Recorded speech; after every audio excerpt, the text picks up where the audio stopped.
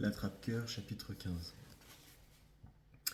J'ai pas dormi trop longtemps, car lorsque je me suis réveillé, je crois bien qu'il était seulement vers les 10 heures. Aussitôt après avoir fumé une clope, j'ai senti que j'avais plutôt faim. J'avais rien mangé depuis les 2 hamburgers à Hagerstown, avec brossard et à clé, quand on avait voulu aller au ciné. Ça faisait une paye, dans les 50 ans à ce qui me semblait. J'avais le téléphone à portée de la main et je l'ai décroché pour demander comment monte le petit déjeuner, mais brusquement je pensais que c'était peut-être Maurice qui le servait. Faudrait être cinglé pour croire que je mourrais d'envie de le revoir. Aussi, je suis resté au lit encore un moment et j'ai fumé une autre cigarette. J'ai été tenté de donner un coup de fil à Jane pour voir si elle était rentrée chez elle et tout, mais j'avais pas vraiment le cœur à ça. Ce que j'ai fait, j'ai appelé Sally Hayes.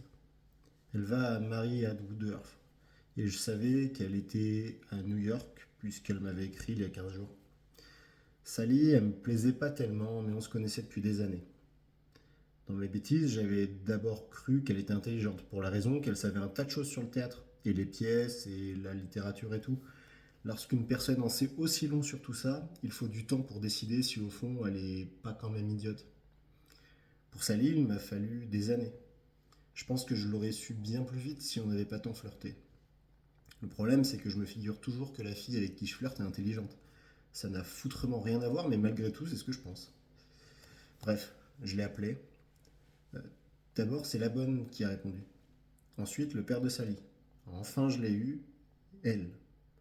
J'ai dit Sally Oui, qui est-ce? Une question plutôt conne. J'avais déjà dit à son père qui c'était. Holden Caulfield, comment tu vas? Holden, ça va, et toi? Super. Écoute, bon, comment ça va? Je veux dire, le collège. Elle a dit bien, enfin, tu sais, super. Bon, écoute, je me demandais si t'étais libre aujourd'hui. C'est dimanche, mais il y a toujours un ou deux spectacles le dimanche. Des trucs de bienfaisance. Tu veux venir? Épatant. S'il y a un mot que je déteste, c'est celui-là. Ça fait une nouille. Un instant, j'ai été tenté de lui dire de laisser tomber, qu'on ne sortait pas. Mais on était lancé dans le blabla, ou plutôt, elle était lancée. Moi, je pouvais pas placer un mot. D'abord, elle a parlé d'un mec d'Harvard, sûrement un bisu, mais elle s'est bien gardée de le mentionner, qu'aurait fait n'importe quoi pour elle, qui bigophonait jour et nuit, ça m'a tué. Puis elle a encore parlé d'un autre mec, un cadet de West Point, qui lui courait après aussi. Youpi. Je lui ai donné rendez-vous sous l'horloge de Biltmore à 2 heures et je lui ai dit de ne pas être en retard because la séance commençait sûrement à 2h30. Elle était toujours en retard. Et j'ai raccroché. Sally, elle m'énervait, mais physiquement, elle était drôlement bien. Après, je me suis levé et habillé et j'ai refait mes bagages. Avant de quitter la chambre, j'ai quand même jeté un coup d'œil par la fenêtre pour voir ce que fabriquaient tous ces pervers, mais les stores étaient baissés. Le matin, ça jouait les pudiques. Puis je suis descendu par l'ascenseur et j'ai réglé ma note. J'ai pas vu le gars Maurice. Et évidemment, je me suis pas trop cassé à le chercher ce fumier. J'ai pris un taxi devant l'hôtel, mais j'avais pas la moindre idée de l'endroit où aller. J'avais nulle part où aller. C'était seulement dimanche et je pouvais pas rentrer à la maison avant le mercredi, ou plutôt le mardi. Et je m'en ressentais guère de chercher un autre hôtel pour m'y faire encore massacrer. Aussi, ce que j'ai fait, j'ai dit au chauffeur de m'emmener à Grand Central Station. C'est tout près du Biltmore où j'avais donné rendez-vous à Sally et je me suis dit que je déposerais mes bagages à la consigne automatique puis que j'irais prendre mon petit déjeuner. J'avais plutôt faim. Dans le taxi, j'ai sorti mon portefeuille et j'ai compté mon argent. Je me rappelle plus exactement ce qui me restait, mais c'était pas la gloire ni rien. Ces foutues 2 dernières semaines, j'avais dépensé une fortune. Sans rire, je suis drôlement panier percé de nature. Ce que je dépense pas, je le perds. La moitié du temps, j'oublie même de ramasser ma monnaie au restaurant et dans les boîtes de nuit et tout. Mes parents, ça les rend dingues. On peut pas leur en vouloir. Remarquez, mon père a du fric. Je sais pas combien il se fait, il discute jamais de ce genre de choses avec moi, mais un bon paquet, j'imagine. Il est conseiller juridique. Ces gars-là, ils s'en mettent plein les poches. Une autre raison que j'ai de me dire qu'il a du fric, c'est qu'il en investit dans des spectacles à Broadway. Ce sont toujours des fours et ma mère, ça la rend dingue. Elle est pas très costaud depuis que mon frère Ali est mort. Elle est toujours pas mal nerveuse. Voilà aussi pourquoi ça m'embêtait tellement qu'elle apprenne qu'on m'avait encore foutu dehors.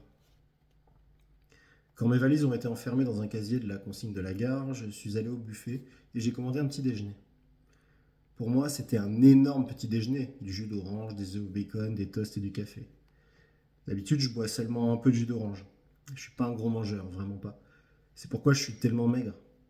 On m'a mis à ce régime où on ingurgite plein de féculents et de cochonneries pour gagner du poids et tout, mais je l'ai même pas suivi. Quand je sors, généralement, je mange un sandwich au fromage et je bois un verre de lait maltais. C'est pas beaucoup, mais dans le lait maltais, il y a plein de vitamines. HV Caulfield, Holden Vitamine Caulfield. Tandis que je mangeais mes œufs, deux religieuses sont entrées avec leur bagage et tout. J'imaginais qu'elles attendaient le train pour changer de couvent ou quoi. Et elles se sont assises au comptoir à côté de moi. Elles avaient l'air de pas savoir quoi faire de leur bagage. Aussi, je leur ai donné un coup de main. C'était ce genre de valises bon marché qui sont pas en vrai cuir ni rien. Je sais que ça n'a aucune importance, mais pourtant j'aime pas lorsque quelqu'un a des valises Camelot. C'est terrible à dire, mais je peux même détester quelqu'un rien qu'à regarder ses valises, si elles sont trop Camelot. Une fois, il m'est arrivé un drôle de truc. Quand j'étais à Elkton Hills, au début, j'ai créché avec un gars, Dick Slage, qui avait des valises vraiment purées. Au lieu de les poser sur l'étagère, il les laissait sous le lit pour que personne ne les voie à côté des miennes. Ça me déprimait à mort et j'avais envie de foutre les miennes en l'air ou même de les échanger avec les siennes.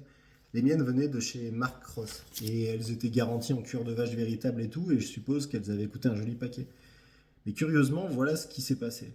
Ce que j'ai fait, j'ai fini par mettre ma valise sous mon lit au lieu de la mettre sur l'étagère parce que comme ça, le gars Straggle aurait plus son foutu complexe d'infériorité. Alors voilà ce qu'il a fait. Lui, le lendemain, il a ressorti ma valise de sous le lit et il l'a replacée sur l'étagère. J'ai mis un petit moment pour comprendre. Il voulait que les gens se figurent que ma valise, c'était à lui. Tout simplement. Pour ça, il était bizarre. Par exemple, il me lançait toujours des plaisanteries désagréables au sujet de mes valises. Il arrêtait pas de déclarer qu'elles étaient trop neuves, ça faisait bourgeois. C'était son mot favori. Il l'avait lu quelque part ou entendu quelque part. Tout ce que je possédais était vachement bourgeois. Même mon stylo était bourgeois. Fallait toujours qu'il me l'emprunte, mais ça restait quand même un stylo bourgeois. On a été ensemble seulement 2 mois. Ensuite, l'un et l'autre, on a demandé à changer. Le plus drôle, c'est qu'après, il m'a plutôt manqué parce qu'il avait un foutu sens de l'humour et quelquefois on se payait du bon temps. Ça me surprendrait pas tellement que je lui ai manqué aussi. D'abord, c'était seulement histoire de blaguer qu'il disait que mes affaires faisaient trop bourgeois. Ça me gênait pas et même ça m'aurait plutôt amusé. Mais peu à peu, ça a cessé d'être une blague. Au fond, c'est vraiment difficile de partager une chambre avec quelqu'un si vos valises sont nettement mieux que les siennes, quand elles sont de premier choix et pas les siennes. On pourrait se dire que si l'autre est intelligent et tout, et qu'il a le sens de l'humour, il devrait s'en foutre de ne pas avoir les meilleures valises. Mais voilà, il s'en fout pas. Pas du tout. C'est une des raisons pourquoi j'ai fini par loger avec un crétin comme Stradlater. Au moins, il avait rien à m'envier, question valise. Bon, les deux religieuses étaient assises à côté de moi et on a comme qui dirait engagé la conversation. Celle qui était la plus proche avait un de ces paniers dont se servent les religieuses et les nanas de l'armée du salut pour quêter à Noël. On les voit au coin des rues, spécialement dans la 5e avenue, devant les grands magasins et tout. Bref, celle qui était près de moi a laissé tomber le sien par terre et je me suis baissé pour le ramasser. Je lui ai demandé si elle faisait la quête pour une œuvre charitable. Elle a dit non. Elle a dit qu'elle n'avait pas réussi à mettre le panier dans la valise, alors elle le portait à la main, c'était tout. Quand elle vous regardait, elle souriait gentiment. Elle avait un grand nez et dessus des lunettes avec une monture métallique, ce qui est pas très joli, mais son visage était agréable à regarder. Je lui ai dit, je pensais que si vous faisiez la quête, je pourrais vous remettre ma petite contribution. Vous garderiez l'argent pour le jour où vous feriez vraiment la quête. Et elle a dit, oh, vous êtes trop aimable. Et l'autre, son ami, a levé la tête. L'autre, tout en buvant son café, lisait un petit livre noir qui ressemblait à la Bible, mais en bien plus mince. Pourtant, c'était un livre du même genre que la Bible. Toutes les deux, elles déjeunaient de toast et de café. Ça me déprimait. Je déteste manger des œufs et du bacon ou quoi à côté de quelqu'un qui prend seulement du café et des toasts. Elles m'ont laissé leur donner 10 dollars pour leurs œuvres. Elles arrêtaient pas de me demander si j'étais sûr que je pouvais me le permettre et tout. Je leur ai dit que j'avais pas mal d'argent, mais elles voulaient pas me croire. Finalement, elles ont pris mon billet. Et elles m'ont tellement remercié que ça devenait embarrassant. J'ai détourné la conversation vers des sujets d'ordre général et je leur ai demandé où elles allaient. Elles m'ont dit qu'elles étaient professeurs et qu'elles venaient de Chicago pour enseigner dans un couvent de la 178e rue ou peut-être la 182e rue, une de ces rues loin là-bas dans les quartiers chics. Celle qui était près de moi, avec les lunettes à monture métallique, m'a dit qu'elle enseignait la littérature et que sa compagne était prof d'histoire et d'instruction civique. Puis je me suis mis à me demander vraiment ce que je pouvais bien penser, Et ce que pouvait bien penser, étant une religieuse et tout, celle qui était assise près de moi et qui enseignait la littérature quand elle lisait certains livres au programme. Des livres où on parlait pas nécessairement de plein de choses sexuelles, mais des livres avec des amants et tout. Prenez l'Eustasia Vai dans Le Retour au pays natal de Thomas Hardy. Elle était pas tellement sexy ni rien, mais quand même, on se demande ce qu'une bonne sœur qui lit le bouquin peut bien en penser. Évidemment, j'ai pas posé la question. Tout ce que j'ai dit, c'est que la littérature était ma matière favorite. Oh, vraiment? Oh, j'en suis ravi, a dit celle qui enseignait la littérature. Qu'avez-vous lu cette année? Ça m'intéresserait de le savoir. Elle était vraiment sympa. Eh bien, la plupart du temps, on faisait les anglo-saxons, Beowulf et Grendel et Lord Randall Mason, tout ça. Mais quelquefois, on devait lire en option des livres supplémentaires. J'ai lu Le Retour au pays natal de Thomas Hardy et Roméo et Juliette et Jules César. Oh, Roméo et Juliette, très bien. Vous avez aimé, je suppose. On n'aurait pas vraiment cru que c'était une religieuse qui parlait. Oui, oui, j'ai beaucoup aimé. Il y avait quelques petites choses que j'aimais pas, mais dans l'ensemble, c'est très émouvant. Qu'est-ce que vous n'aimiez pas? Vous en souvenez-vous?